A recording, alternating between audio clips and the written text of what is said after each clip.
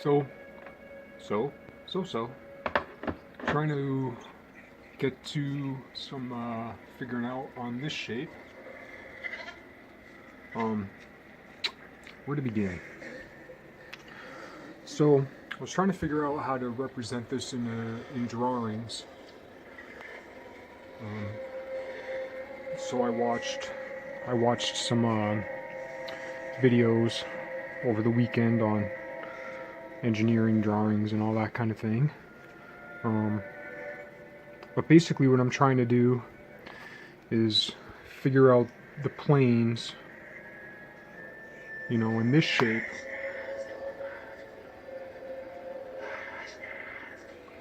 Is essentially a cube that's squished. So it's got 6 diamonds now, all with sides equal to 1.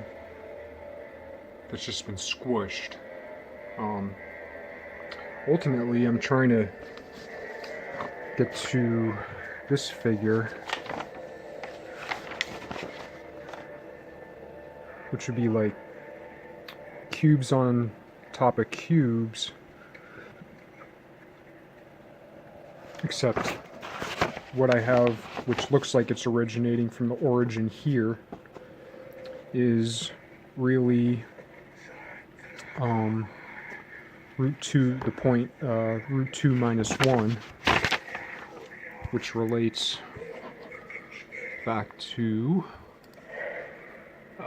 these drawings. So like here you have a 1 by 1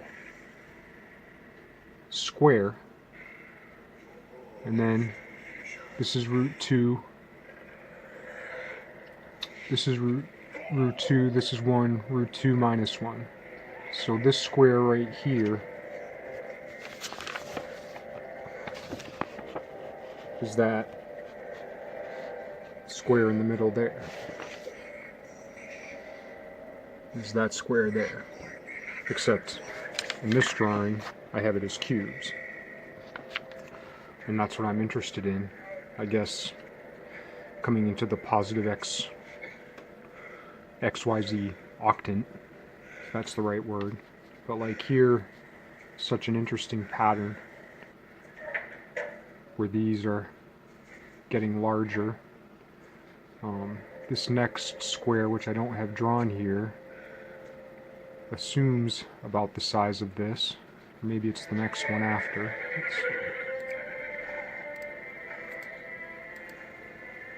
Here's just another depiction of that. So yeah, here you see that square. And the interesting thing about the root 2 minus 1 squares is that all these harmonic squares, the area doubles. Each time the area doubles. So that's interesting. That's another depiction of it. Speaks a little more to the harmonic nature of it. Good time as any to mention that I'm on a little bit of a Hobbit kick. This is the second one. When I first bought this movie, I didn't realize there were 3 of them. I'm so out of touch and so out of the loop. And I watched and I was like, yeah, not realizing there was a first one, which really set the tone.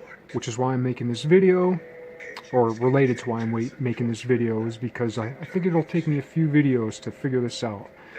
But I want to lay the groundwork of where I'm at with it. Yeah, that was just a different drawing. Because the first really added to the second. And the second out without the first just isn't as good. But with the first is excellent.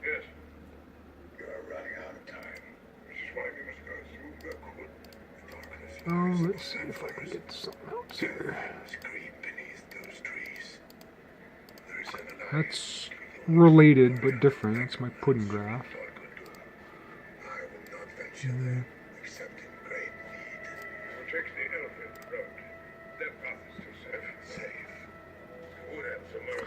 But anyway, yeah, trying to get down to this. Trying to get down. I did a lot of pages years ago, haphazard. Get down to this, which has to do with the volume of the cube, and may reformulate the formula. It depends on what you define as n, and I'll I don't think I'll get to that in this video. Because in one sense, you could define your n0 or n1 as root 2 minus 1, or you could define it as 1 minus root 2 over 2. But anyway, I mean, it doesn't really affect the cubes, really. Yeah, so I was trying to figure out like three-dimensional ways, and my understanding is that like typically this view isn't shown in engineering drawings. You know, you're looking for this view, and from the video I watched, I guess like this is the view that's big in like Russia and India, probably the brick nations, brick nations. And this one's bigger. This view, third angle, is bigger in Europe and so on. U.S. or parts of Europe in the U.S. But anyway, trying to figure out the shape before I get too off point. And I want to find a way to get the, I don't know what it's called. I used to call it 3/4 view, but it's not quite 3/4 view. I guess an isometric view. Trying to find a way to geometrically tie together the isometric view and the front view, left-hand side view, and top view. Trying to find a way to geometrically tie them all together, you know, because in engineering drawings, like where these types of things line up,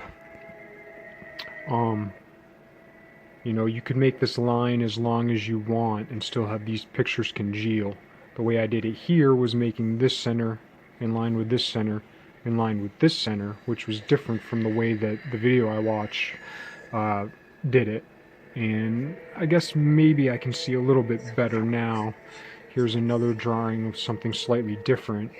And here my centers don't align, but my 6 and 4 line appear to jive with my my A line. And I'm wondering if there's a reason to that. Like, there's all kinds of ways to do this when you're just using like parallel lines. Like, these lines could stretch out much further in different directions, but then trying to find a way where like everything really fits together, where I could project my lines down here, I could project my lines here, have this meet with this one, this meet with this one, and so on, in like a really perfect way where everything like really fits solid. And you could make it fit otherwise with, you know, different periscopes and, you know, mirror laser bouncing of lines and so on, but like you gotta know that there's a way that it definitely all fits together. So I was trying to figure out, because if my lines are 1, like if my side lengths are really 1, they're, you know, this is a 1 by 1 by 1 cube, but because I have it tilted, they don't appear as 1. So I was trying to figure out how to get this tilt over into a square and how to like do that right geometrically so that it all lines up the right way. And basically, yeah. Another thing worth noting is that this shape pretty much corresponds to this shape. This shape is a crushed cube. It's basically an octahedron with 2 tetrahedron crunched on the ends. And so I'm missing what, 6 octahedron or 6 other tetrahedron, which would then give me that's related to it. It's a couple tetrahedron.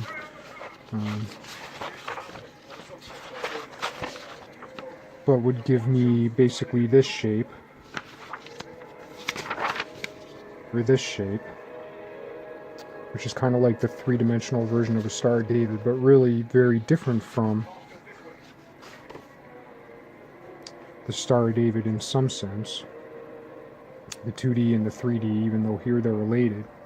But like even this object, when peered, if it were made perfectly, would look like a Star of David, and you wouldn't know if you were just looking at a 2D representation, what I call a crushed cross-section, which in some sense kind of speaks to the whole idea of like Euclidean geometry and planes. Like, are planes projections or are planes slices, you know? Like sometimes in a plane you're dealing with a slice through a three-dimensional object, and sometimes when you're dealing with a plane you're dealing with a collapsed three-dimensional object. But anyway, like if I made this object perfectly, it would be indiscernible.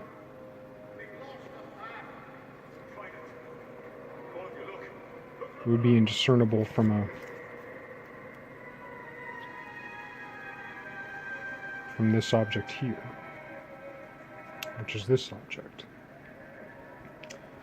But anyway, my idea with this, I was trying to figure out how long these are, and hopefully there's a lot of different ways to go about being logical. And this I'm just using for the idea of three planes together, never mind the stuff on the inside, though now's a good time as any to note that a slope of root 3 over 3 is 30 degrees, and this slope of root 3 is 60 degrees. That never comes up, or never came up so far as I can remember. And it oughta. That came about from my lines at root 3, 2 root 3, and 3 root 3 dots. Same up here, connected, and then their intersections make those lines. And this was just one way. I mean, these could be spread out in any which way on here, but this is the way I did it. And nothing actually touches, but it does two-dimensionally. Anyway, I was trying to figure out how, you know, if you're looking at something like this, what angle are you looking at? And I figured, well, if you're looking at it like this, so that back line, those two vertical orange stripes, which should be one, yeah, there we go, one. If you tilt it down till the top square is even with the bottom square, which in this picture I've drawn is, you know, they look like diamonds. Looking at the top and bottom, where the bottom has dotted lines for the top part of it. Basically you have to tilt it down halfway so that the top equals the bottom in shape. And tilting it down halfway means that you're tilting it 45 degrees, because if you did it another half, it would be at 90 degrees. So, since we know that these lengths are 1, if we tilt them down 45 degrees, that means that they look like root 2 over 2.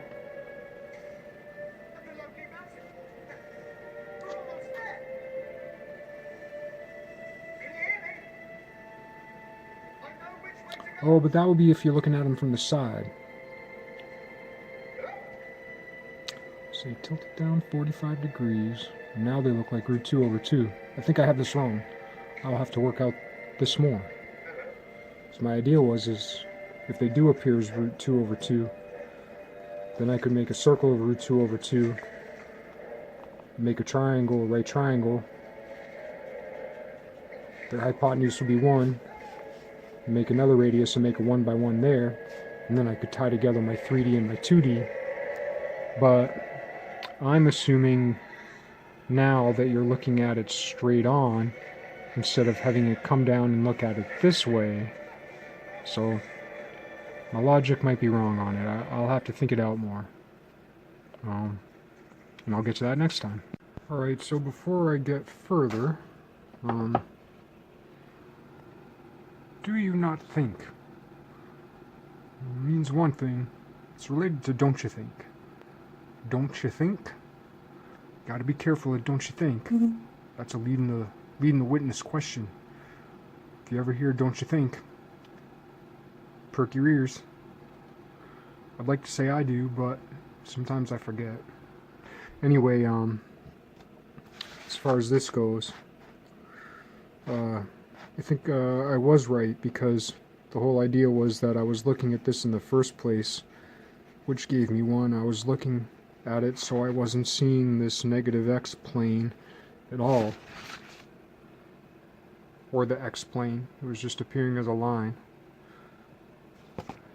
which is my positive 1 axis here, or my positive y axis, And then when I tilt my positive y-axis,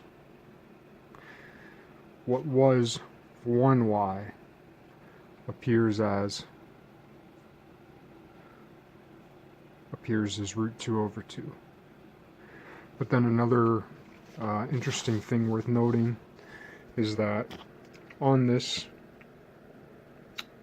there's a lot of lines which appear as 1. For instance, this line from, well, I guess what's negative 2 to 1. Same with 0 to 1.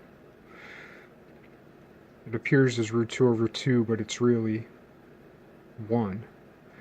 But if you consider this side and this diagonal, which I guess I worked out to root 6 over 2 in appearance, or rather, my 1 and my root 2 look the same. But this here appears root 6 over 2, but it's really root 2.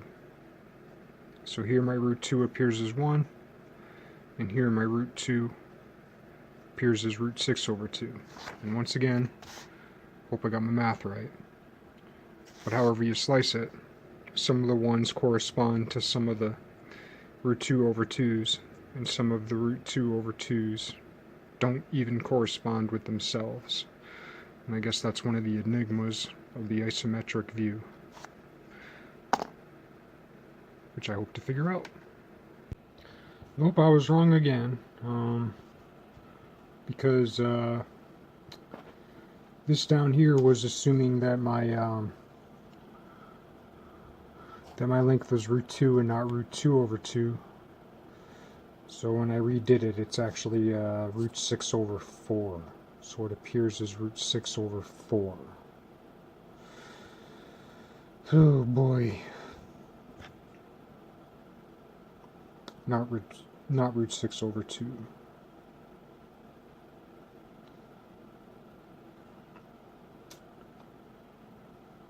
Something still seems wrong.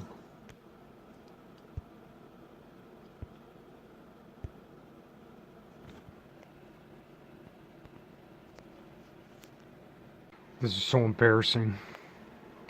So basically, what I did was, I was trying to figure out, okay, so see this triangle here, I have the center line. I was trying to figure out